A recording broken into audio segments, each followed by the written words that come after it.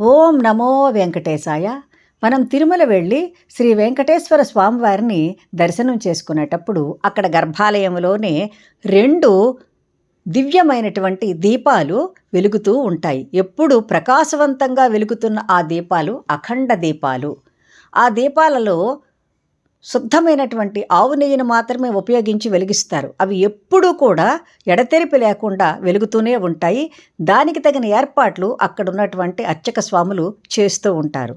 వీటినే అజస్ర దీపాలు అని కూడా అంటారు. అజస్ర దీపాలు అంటే ఎడతెరిపి లేకుండా ఎప్పుడూ వెలుగుతూ ఉండే దీపాలు అని అర్థం. అసలు కొండెక్కకుండా ఎప్పుడూ వెలుగుతూ ఉంటాయి. ఆ అఖండ దీపాలు వెలుగుతున్నంత వరకు స్వామివారు అక్కడే ఉంటారు. ఎన్ని వేల సంవత్సరాల నుండో ఆ దీపాలు అలాగే ప్రకాశవంతంగా వెలుగుతూనే ఉన్నాయి. వాటిని అజస్ర దీపాలు అంటారు. ఆ దీపాలను మనం చూడలేం. ఎందుకంటే మనకక్కడ స్వామిని చూడడానికి ఉన్న సమయమే చాలా తక్కువ.